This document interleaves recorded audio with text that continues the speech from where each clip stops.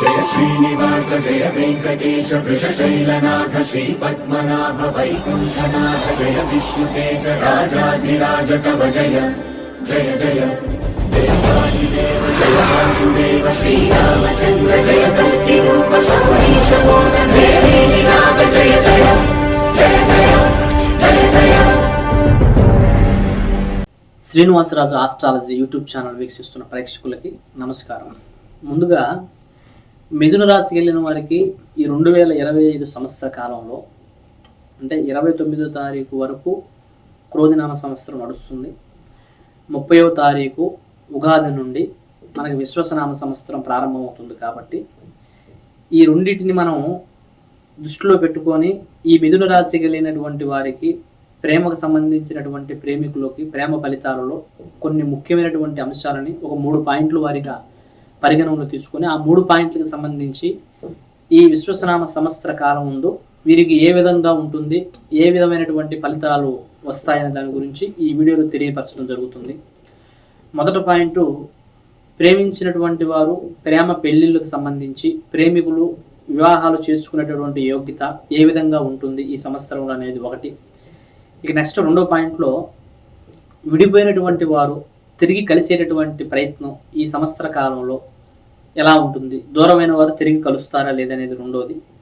ఇక 3వ అంశంలో ప్రజెంట్ ప్రేమికులకి ఈ 2025 సంవత్సరం ఎటువంటి హెచ్చరికలను చూపిస్తుంది, ప్రేమికుల మధ్య ఏ విధమైనటువంటి వాతావరణ స్థితిగతులు ఉంటాయి, ఏ విధమైనటువంటి సమస్యలు రావచ్చు, ఎలాంటి జాగ్రత్తలు తీసుకోవాలి అనే దాని గురించి ఈ 3 అంశాల వారిగా మీకు ఈ వీడియోలో నేను అన్ని విషయాలు తెలియపరుస్తాను. కనుక ఈ మిథున రాశి కలిగినటువంటి వారిలో మృగశిర నక్షత్రము 3-4 పాదాలు కలిగినటువంటి వారు, ఆరుద్ర నక్షత్రము 1-4 పాదాలు కలిగిన వారు, అలాగే పునర్వసు నక్షత్రము 1-2-3 పాదాలు కలిగిన వారు. అంటే ఈ నక్షత్రాల వారిగా కూడా మనము కేవలం రాసుల వారిగా కాకుండా నక్షత్రాల వారిగా వారికి ఉన్నటువంటి పాదాల వారిని కూడా పరిశీలనలో తీసుకొని తెలియపరచడం జరుగుతుంది.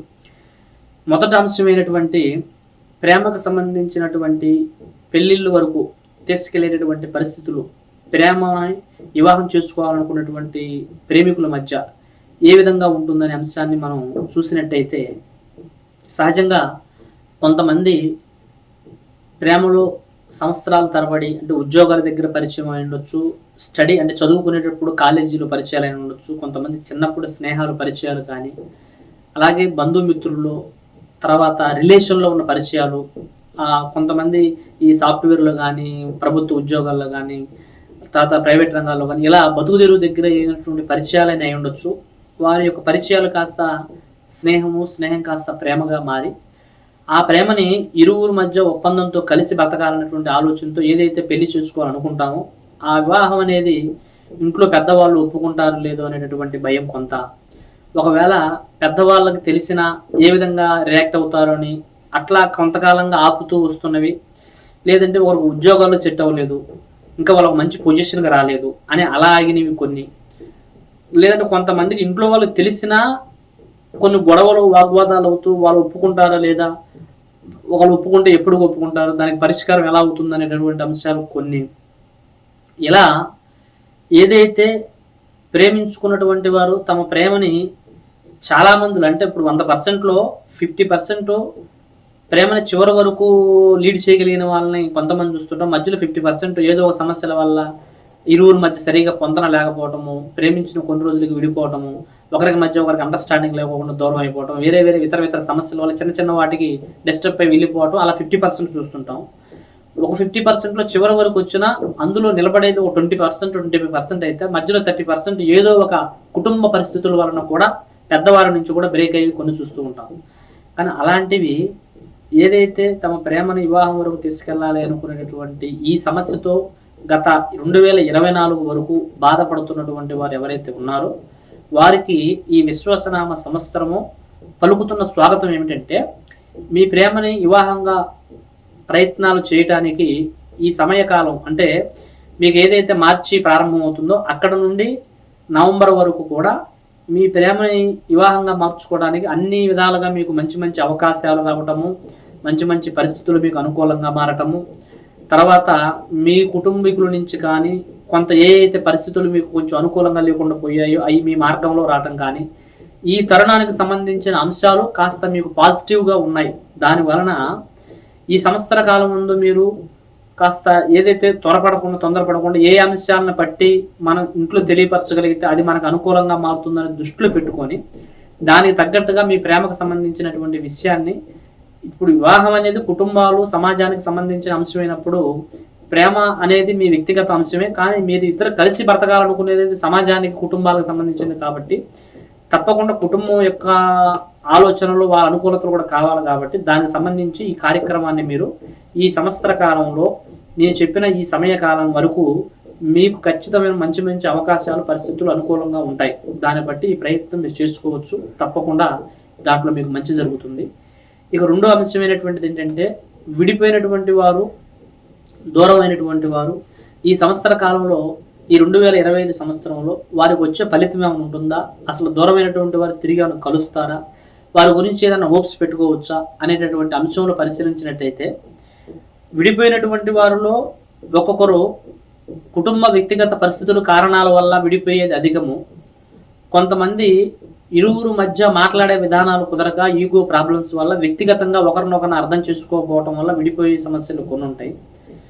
ఇలా కుటుంబ సమస్యల వలన, వ్యక్తిగత సమస్యల వలన విడిపోయే వాటిలో సరే అడ్జస్ట్మెంట్ చేసుకొని సరేలే ఎవరి పరిస్థితులు అలా ఉన్నాయిలే అనుకొని అలా వదిలేసుకొని బతుకుతారు కొంతమంది హ్యాపీగా. కానీ కొంతమందిలో ఏంటంటే చాలా కాలంగా ట్రావెల్ చేస్తూ రిలేషన్లో ఉండి చాలా ఏళ్ళుగా ఇంకో కొన్ని రోజులకు, ఒక సంవత్సరానికి, 6 నెలలకు వివాహం చేసుకుందాం అనుకునే పరిస్థితి దగ్గరికి రాగానే వారి మీద హోప్స్ పెట్టుకొని, అంటే చాలా జర్నీలో ఎన్నో గుర్తులు, ఆలోచనలు, ఎంతో ప్రేమ, అభిమానం మనసులో పెట్టుకున్న తర్వాత తీరా ఇంకొంచెం దగ్గర కాలం వస్తే వివాహానికి సంబంధించిన పనులు ముడిపడతాయిలే అనుకునే టైంలో కుటుంబ పెద్దవాళ్ళు కులమత ప్రభావాల పరంగానో లేదంటే వారికి వ్యక్తిగతంగా వేరే కొన్ని పరిస్థితుల వల్ల విడిచిపెట్టి వేరే స్థానానికి వెళ్ళటము, ఆ దగ్గరికి రాగానే ఎవరో ఒకరు వారిద్దరి మధ్య చిచ్చు పెట్టి విడగొట్టి చెడగొట్టడం, తర్వాత కొంతమంది వాళ్ళ మైండ్ని బ్లైండ్ చేసి దూరం చేయటం అవుతుందనుకున్న కార్యక్రమాన్ని ఊహించని సమస్యల్లో పట్మని చేజారేటటువంటి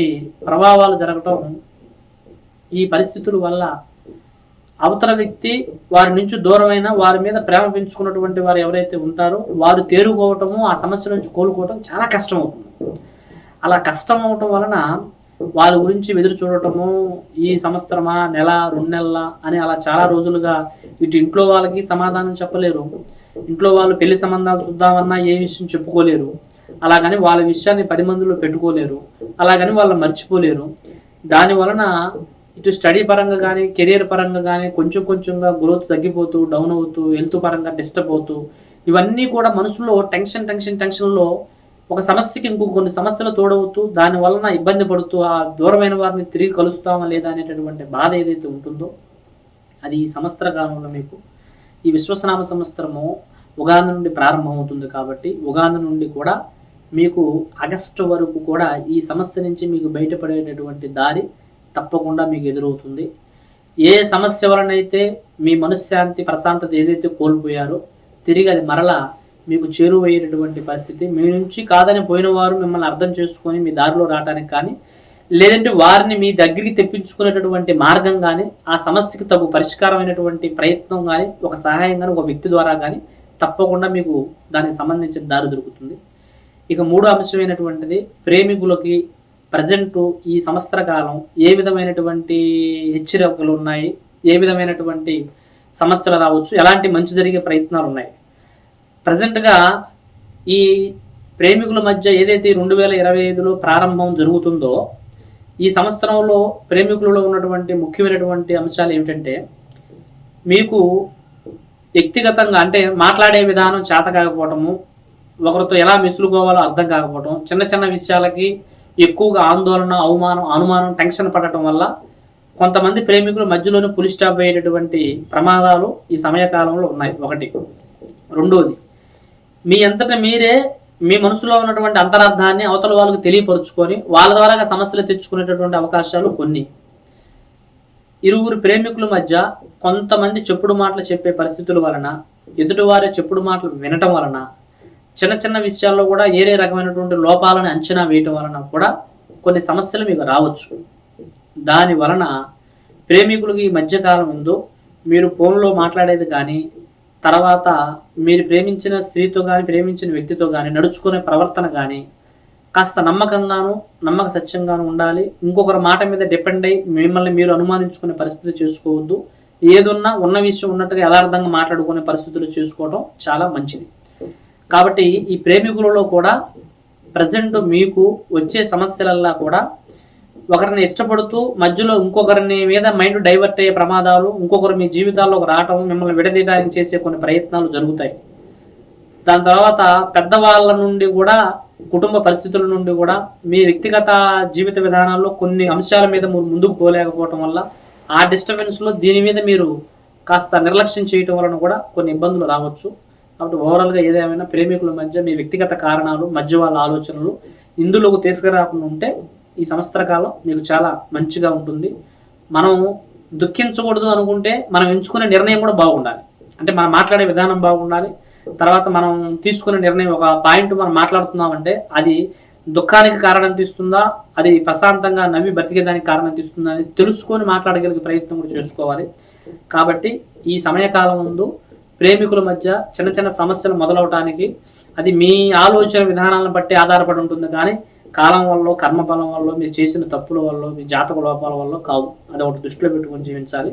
ఇక నెక్స్ట్ చాలా మందిలో మనం ప్రేమికులలో కొన్ని విషయాలు అబ్జర్వేషన్ చేసినట్టుగైతే మేజర్ పార్ట్గా జరుగుతున్న అంశాలు ఏంటంటే, ఏదైనా మనిషి జీవితంలో ఒక సమస్య ఎంట్రీ అయినప్పుడు దాన్ని కరెక్ట్ టైంలో లీడ్ చేయకపోవడము మొదటి తప్పు.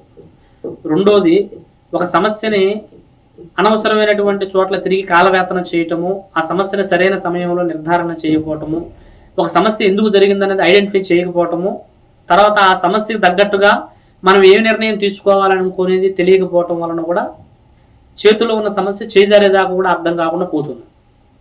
అదేవిధంగా ఏదైనా ఒక సమస్య మన మైండ్లో ఉన్నప్పుడు దాన్ని పబ్లికేషన్ చేసుకోకూడదు. ఎప్పుడూ కూడా మనం గెలిస్తే అది నలుగురికి గొప్పతనంగా ఉంటుంది, కానీ ఓడిపోయామన్న సంగతి నలుగురు తెలిస్తే నవ్వులు పాలవుతాం.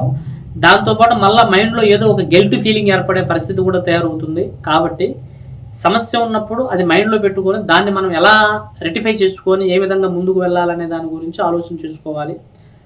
చాలామంది కూడా ఒక సమస్య ప్రేమలో తయారైనప్పుడు దానివల్ల ఆ ఒక్క సమస్యతో ఇంకొక 4 సమస్యలు, కెరీర్ డ్రాప్ అవ్వటం, ఉద్యోగం డ్రాప్ అవ్వటము, సరిగ్గా మైండ్ కరెక్ట్గా పెట్టలేకపోవటం, కొన్ని వేరే ఆలోచనలకి అలవాటు పడటము, తర్వాత వేరే విధమైనటువంటి బాధాకరమైనటువంటి అంశాల మధ్య డిపెండ్ అయి తిరగటము, ఇలా ఇంట్లో వాళ్ళతో ప్రశాంతం లేకపోవటం, ఈ తరహా సంబంధించినవన్నీ కూడా ఒక చిన్న సమస్య వల్ల 4-5 రకాల సమస్యలు చుట్టుముడతాయి.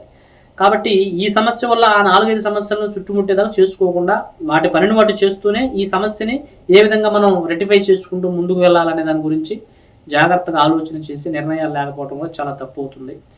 చాలామంది కలిసి ఉన్నటువంటి వారిని కొంత విడతీసే ప్రయత్నాలు జరుగుతున్నాయంటే కొన్ని వశీకరణ వల్ల, లేకపోతే కొంతమంది మరుగు మందు పెట్టి చెడు ప్రయోగాలు చేసి కావాలని వద్దని చెప్పుడు మాటలు చెప్పి ఏదో ప్రయోగాల వల్ల జరుగుతున్నాయి, అవి వేరు.